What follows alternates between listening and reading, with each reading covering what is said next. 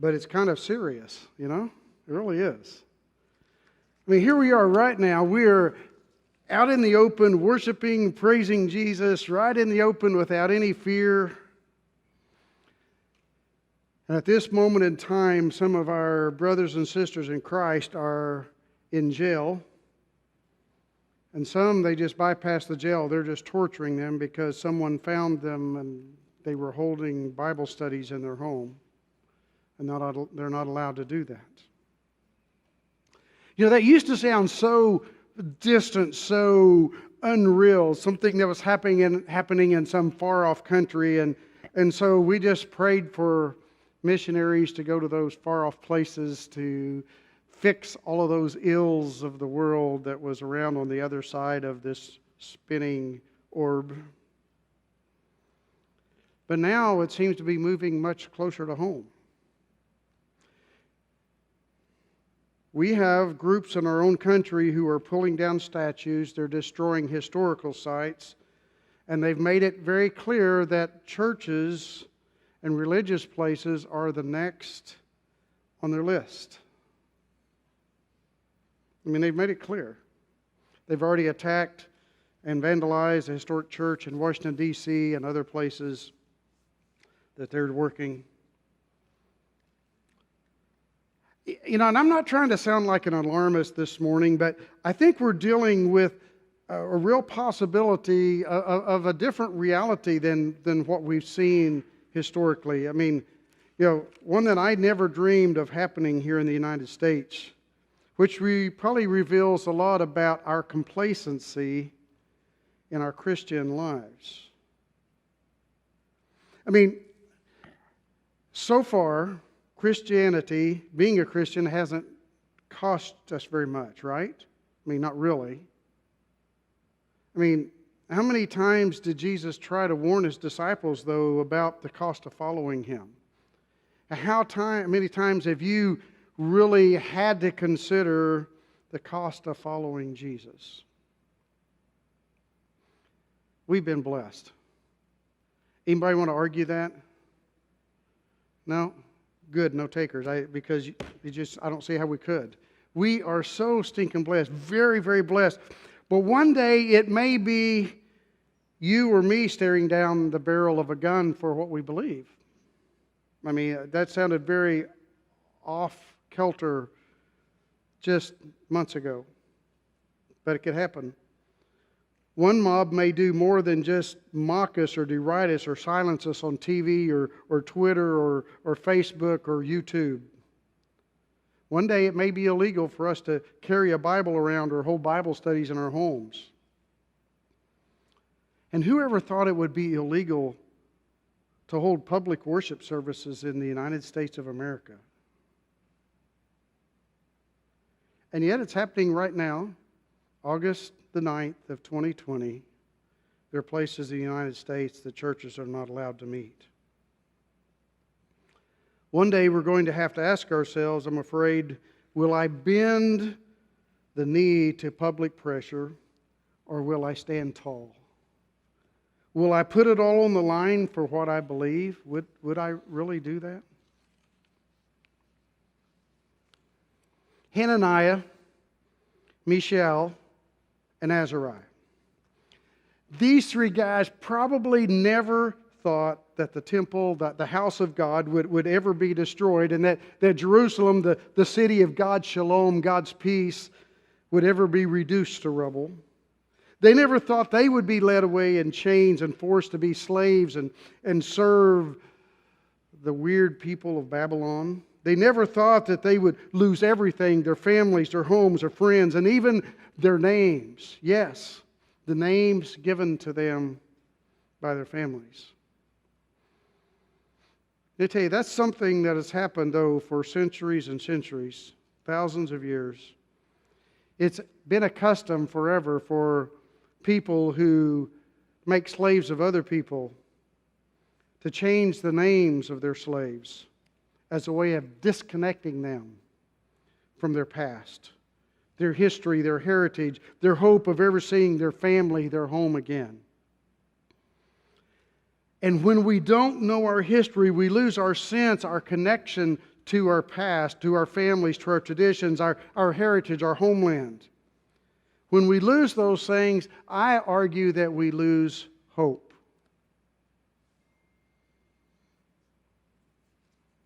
Hananiah. Hananiah was a name who in Hebrew meant Yahweh is gracious, or God is gracious. Hananiah's name was changed to Shadrach. You've heard the name Shadrach, right? Which in Babylonian, which is Babylonian name, means under the command of the moon god Aku. Think about that. Again, every time that someone called Hananiah by his name, they were actually talking about his connection to God, to Yahweh. That God was a part of his name. And then to be called Shadrach, which was a reminder that he was a slave to a pagan people. And every time he heard it, they would be saying, "Hey, you under the command of the moon god Aku, do what I tell you to do." Mishael.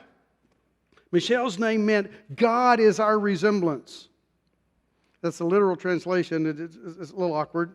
But his name was changed from Mishael to Meshach, which means who is like Aku.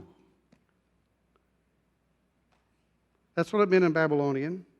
So he went from being reminded every time he heard his name that he resembled Yahweh God to being called someone who resembled a pagan god.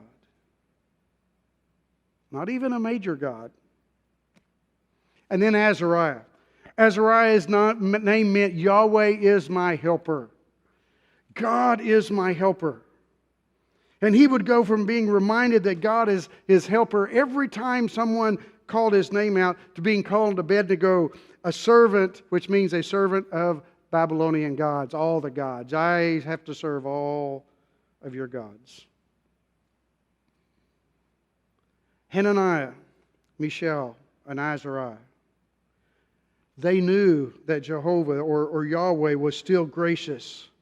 Even though their families had been decimated or scattered, perhaps they'd been let off as slaves, or they had been, as they had been, but Hananiah, Mishael, and Azariah still believed that their lives could be reflections of Yahweh, of God. And even though they were forced to serve their captors, they would never serve those other people's gods.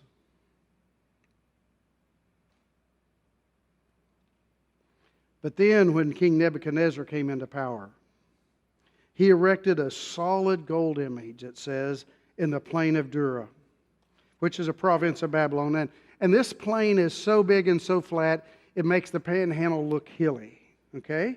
Get an idea of what we're talking about here. I mean, it was flat forever. It was this big valley, and standing in the middle of it was an image, a 90-foot tall image, 9 foot wide, that had pictures or whatever etched into it. It was like a golden needle standing up high and could be seen forever and ever away. Actually, if you go out just south of Guymon, Oklahoma, in the Panhandle, you can see 3 states and about 30 cities, 30 towns, just from one spot. And so you multiply that by several times where Dura was, and you can see what that would be like. Nebuchadnezzar had this plan that he was going to kill 2 political birds with one stone, or one god, if you will. The first was to unite this polytheistic empire under one god, symbolized by this towering gold monument. And let me say, as an aside to this, as I was doing my background for this sermon this time, this was the beginning, according to historians, this was the beginning of the use of the gold standard when it's being used in the world, which has now been used in the world for thousands of years, right? So rather than each nation using shells or beads or whatever it was that they chose to use for international currency, or lead ingots or whatever they would use, that they would use gold for an international currency, and that began really with Nebuchadnezzar at this time. He was called the Golden King. It became the international currency. And so he used this gold and stuff to inspire tribute to himself, King Nebuchadnezzar, the Golden King. And it was an attempt to unify his nation around a single religion with himself as the center of that religion. And again, here's this idea of the religion plus the business aspects of the nation. And so he pulls them into one with himself as the head of that. But you know, everything has to start somewhere, right? Nothing just kind of starts off and just develops without help. So there has to be some help. So I want you to imagine getting this party invitation in the mail, okay? So this is from King Nebuchadnezzar. He says, "Come to the plain of Dura on Saturday, July the 21st. I picked a date. To gather us and gather with us to meet the new king and the new god of Babylon." Wow.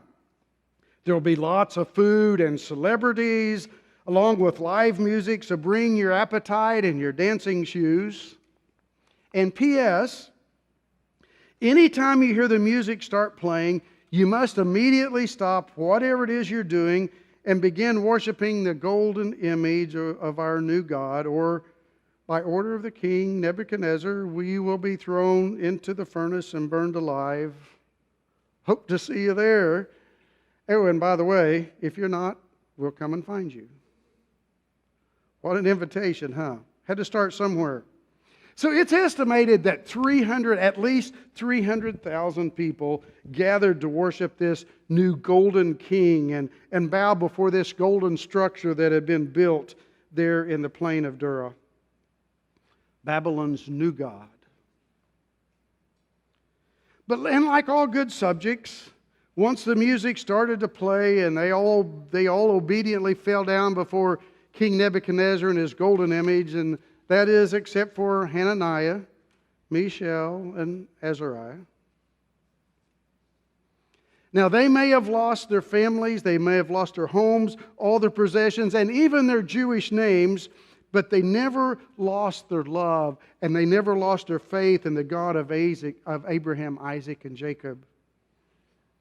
God's laws were still deeply etched in their hearts. And one of those laws, which actually had been carved on a stone tablet and brought down from Mount Sinai by Moses, commanded this. It says, "You shall not make for yourself an image in any form of anything in earth, in heaven above, or in earth beneath, or in the waters below. You shall not bow down to them or worship them." That's in Exodus 20 if you want to look it up. So for Hananiah, Mishael, and Azariah, that meant that not even the threat of death from some megalomaniacal, I think I said that right, king like Nebuchadnezzar, they weren't even going to bow down for him. Now, it may be hard for us to imagine the courage that it took for them to do that, because at least 299,997 subjects of the king, from the highest to the lowest, dutifully bow down to Nebuchadnezzar's golden image, while you and your two friends stand there sticking out like three sore thumbs, and you're about to be burned alive.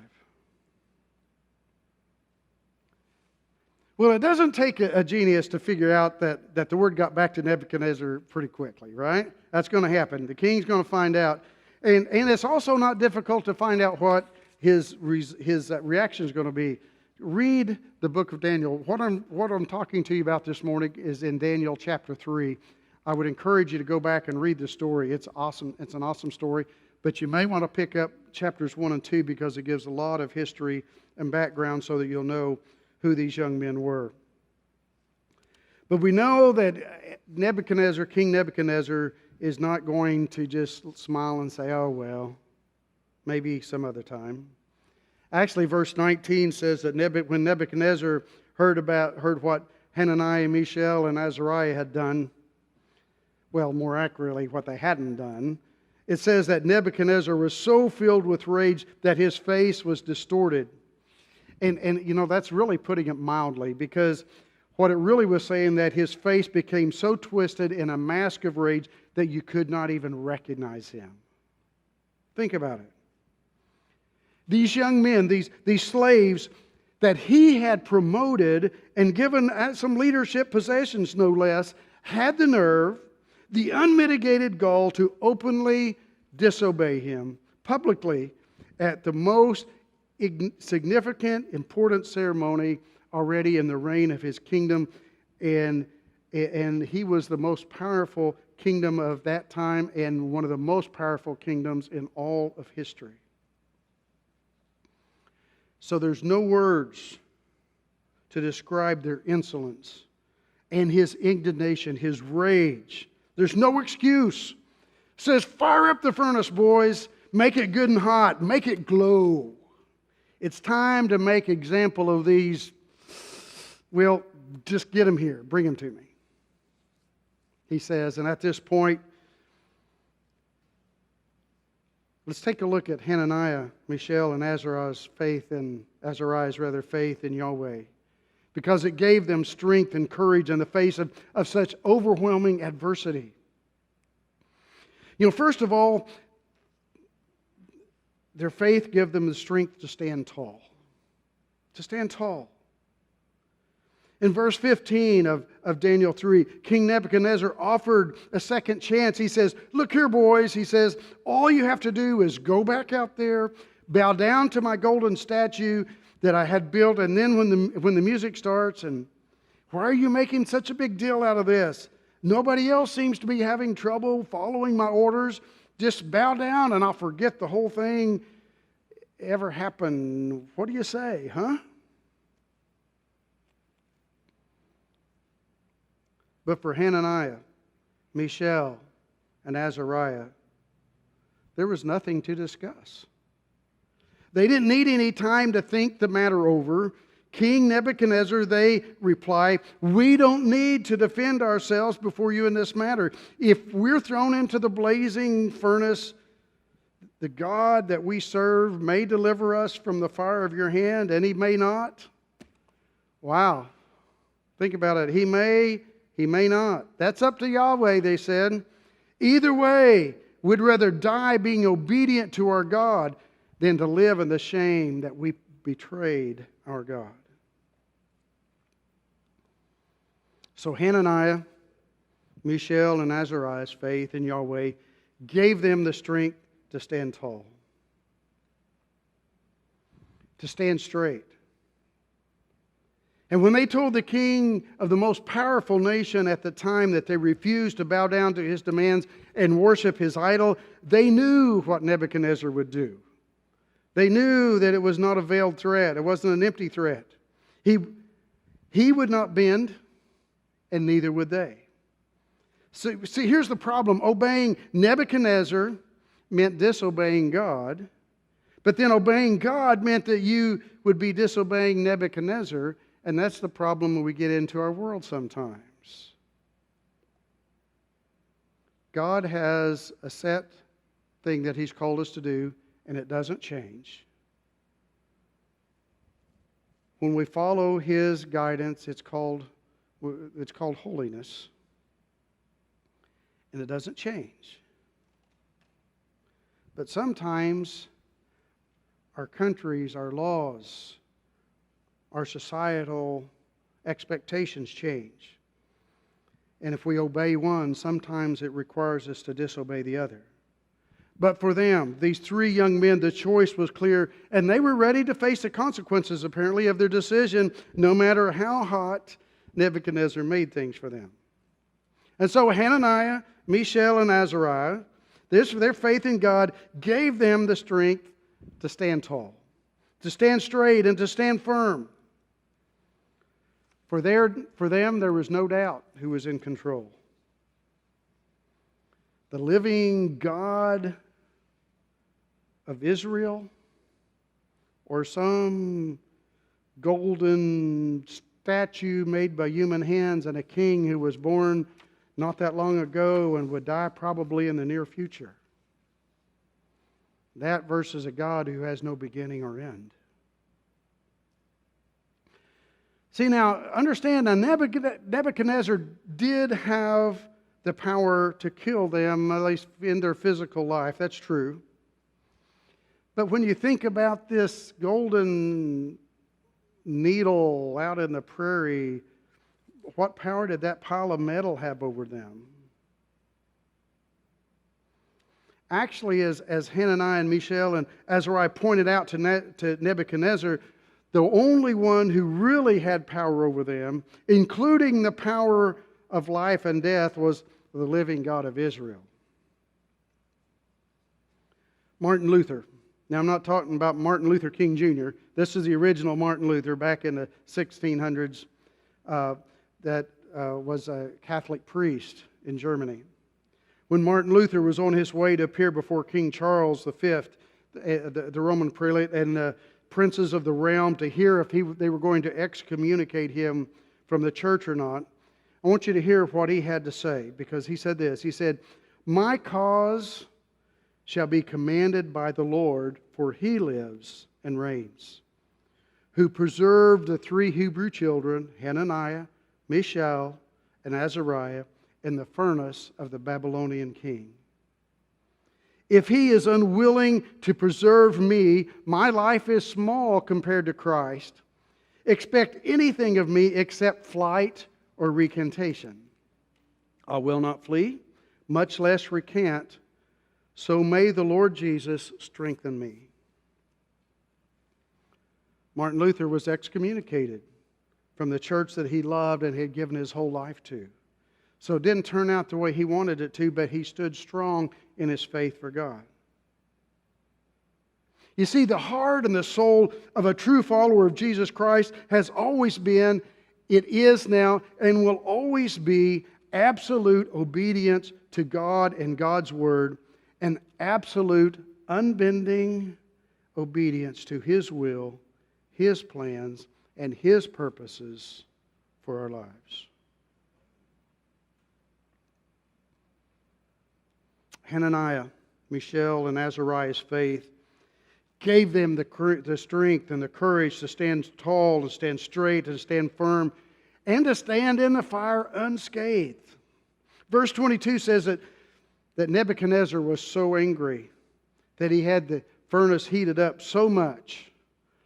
In the Bible it says it 7 times, and often that word was used to the maximum, okay? It was heated up so much that when the soldiers threw in these 3 young men, it killed the soldiers. When they threw these 3 men into the fire, it killed the soldiers. Now, when Nebuchadnezzar looked in the furnace to admire his handiwork, how he had controlled the situation and had power over life and death, he thought, the only way to explain it was the power of God. Because what he saw in the fire were 3 men walking around in the flames unscathed. But then he saw something even stranger than that. He asked his people, said, "Didn't we throw 3 people in there, 3 men that we tied up? And didn't we throw them in the fire?" And his servant said, "Certainly did, Your Majesty." He says, "Well, come over here and take a look. I see 4 men walking in the fire." 4 men. Unburdened, unharmed. And then Nebuchadnezzar described the 4th man as the son of the gods. Best he had. I believe it was the Son of the living God. I think it was the Christ, the Messiah, that second part of the Godhead, who is the one who relates with us personally.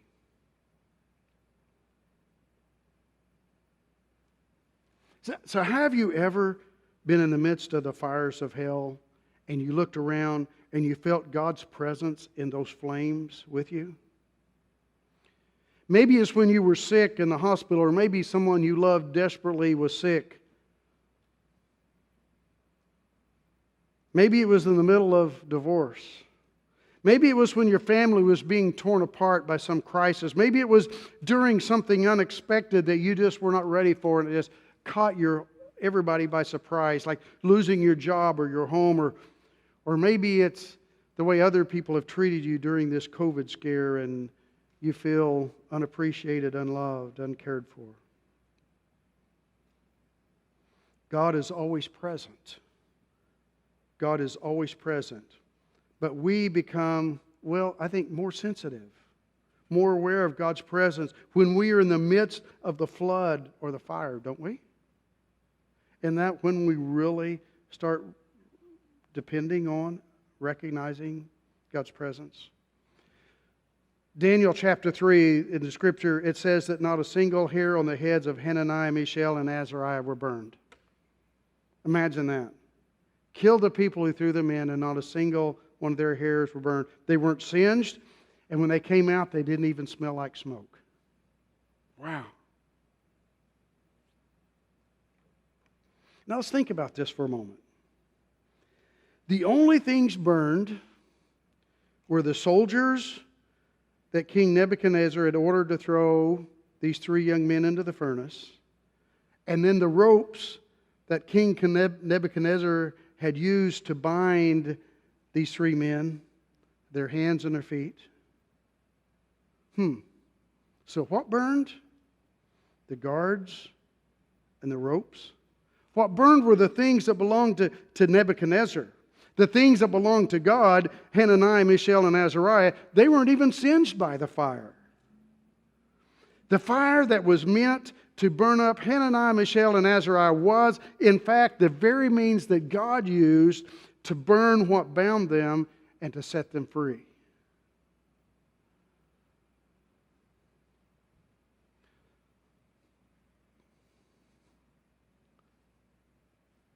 Maybe we just need to stop and think on that a minute.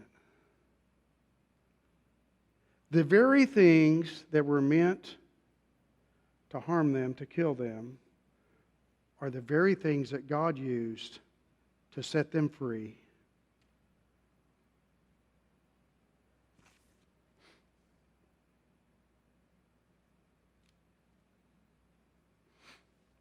You see, sometimes our journey through the flames can have this powerful effect on those around us. Not just on us, but on those around us. Look at the effect that Hananiah, Mishael, and Azariah's ordeal in the furnace had on King Nebuchadnezzar. When King Nebuchadnezzar sees them being delivered out of his hand and out of his flames, he calls them what? He calls them servants of the Most High God. He understands that they serve a mightier God than him or any God that he's aware of. Servants of the Most High God. That's what happens.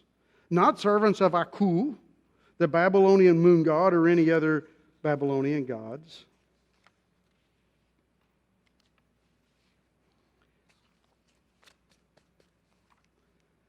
It takes courage to be Hananiah, Mishael, and Azariah, and not just be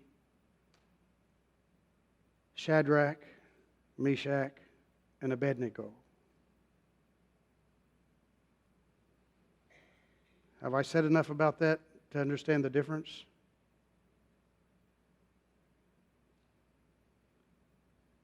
Sometimes it takes the ability to say, I don't care what my friends are going to think or say about me. I don't care what my friends and the world are doing. I am a follower of Jesus Christ. I'm going to stand up for what I believe. I'm going to let the chips fall where they may. And I'm going to be God's person in the midst of this world, no matter what it may cost me. That last part sometimes is really, really hard to say.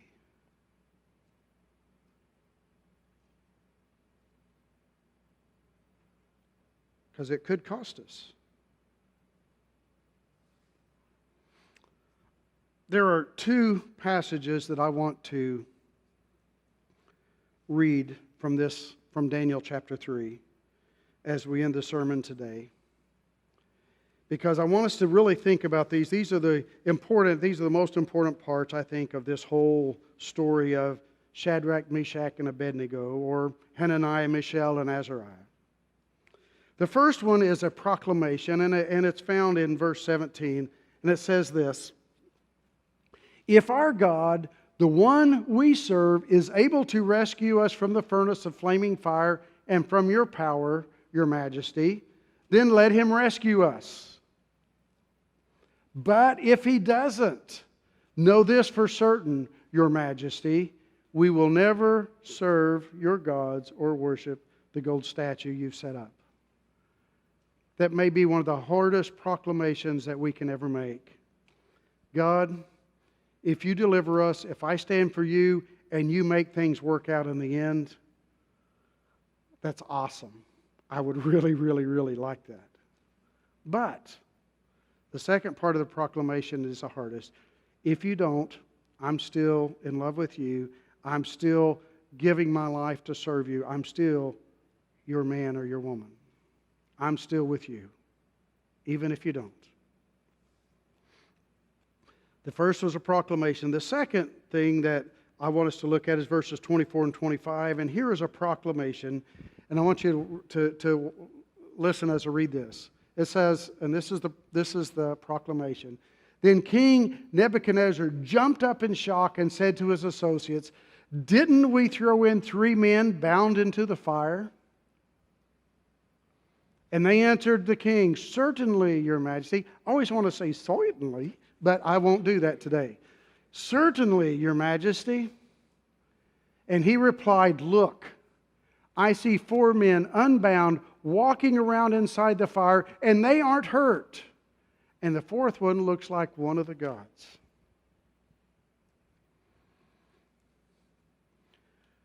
When you're in the fire, when you're in the flood, when you're in that mess that you can't get yourself out of, start paying attention, because God has promised that He's right there in the middle of it with you. This is the best picture I know of God being right in the middle of the fire, in the place that you just can't get through on your own. You just can't live through this problem. And yet God brings you through. It's the best picture there is. Would you pray with me?